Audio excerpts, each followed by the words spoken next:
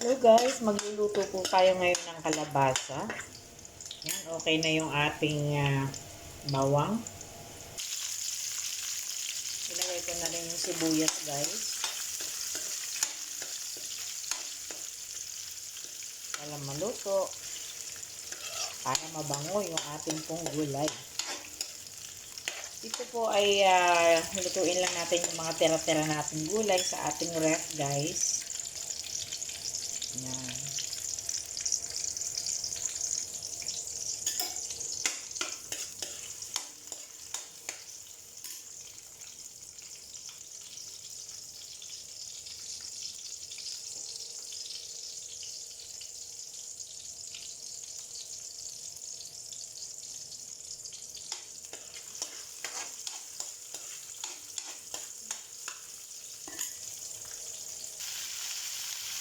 Ilagay na rin natin yung ating kamatis.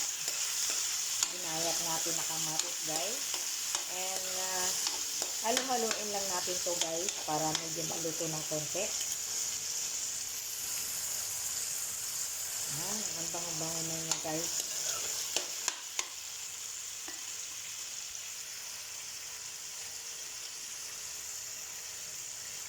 Let's see. Ngayon po ay Ramadan na dito sa Saudi Arabia. Starting po Ramadan today, first day of Ramadan.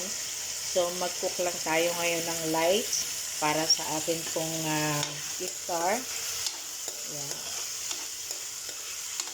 Time check now is 2 p.m. here and we are cooking now for our iftar.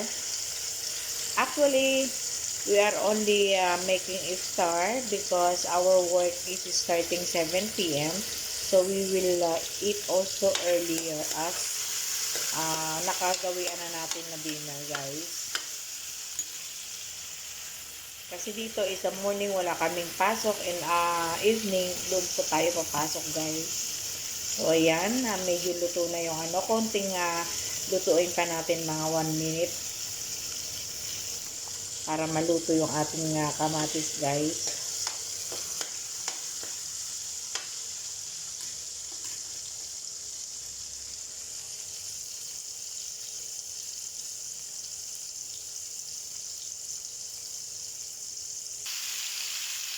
Lagyan na natin yung kalabasa. Guys, ito po ay yung mga gulay lang namin dito sa ref na hindi pa naluluto. So, lutuin na po natin ngayon guys. Para sa ating pong dinner. Yan, isa lang po natin siya guys.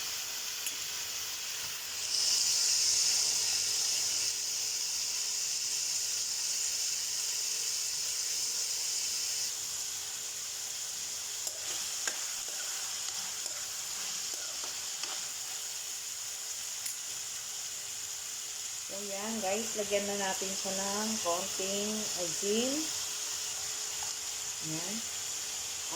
Lagyan na rin po natin siya ng bechin. Gumagamit po ako dito guys ng bechin. And of course, gagamit din tayo dito ng paminta guys.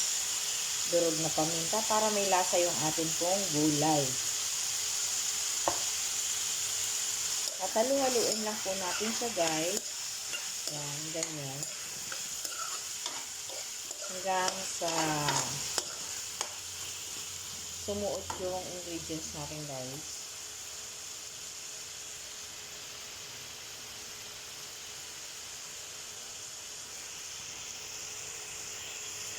Yan yung ating gulay na kalabasa. Lagyan lang po na siya. At now guys, ayan, lagyan po natin siya ng kaunting tubig. Ayan, para maluto po siya ng konti. May sabaw yung ating gulay.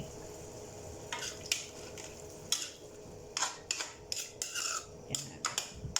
So guys, lutuin lang po natin siya ng ganyan guys with a high flame po ng ating gasol guys. Yan, para madali po siyang maluto, kumulo.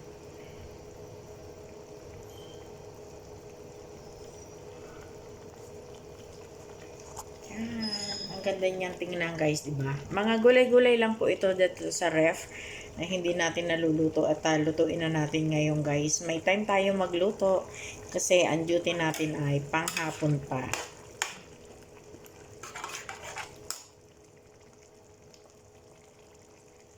Masustansya na gulay, kalabasa guys.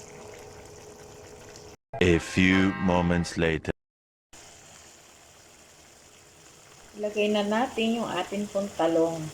Lagyan po natin siya ng talong guys. Para maluto siya. Hindi ko na siya tatakpan guys kasi medyo marami yung aking tubig ngayon.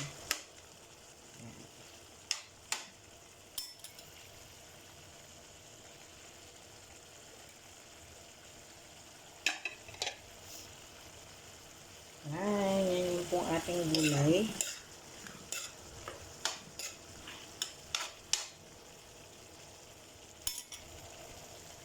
At yung ating pong tira-tirang hipon guys, ayan yung ating hipon na napira kagabi. Yun yung ating gagamitin pampalasa. Yan po yung garlic with honey na ating pong hipon guys. Yan po ang ating isasahog pero malasa na po yung ating pong gulay.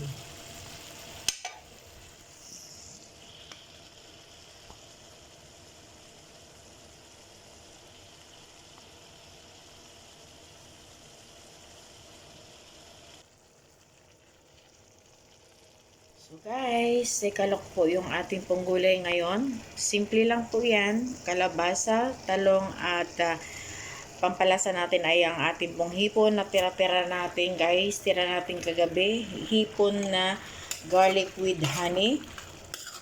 Yan. So ayan. So kaming dalawa pong mag-ina. Kasya na po yan sa amin guys. At magpiprito po tayo guys ng isda para kaulam ng ating gulay.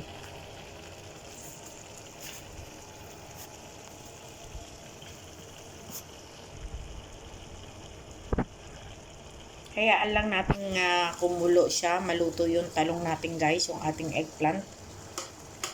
Madali namang maluto guys yung mga eggplant natin dito. Yan. Yan. So yung ating hipon na ating pangkalasa sa ating pong gulay.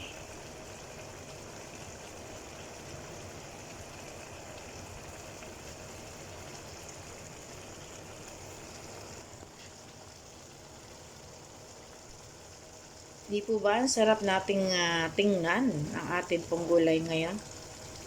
Makulay.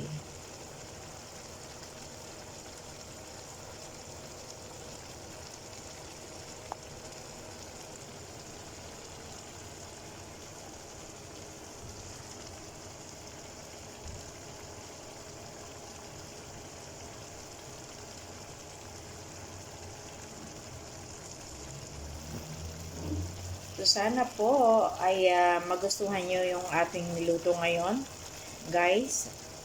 Yan. Ito po ay sariling version lang po, guys, sa ating mga natitirang gulay sa ref. Happy watching, guys.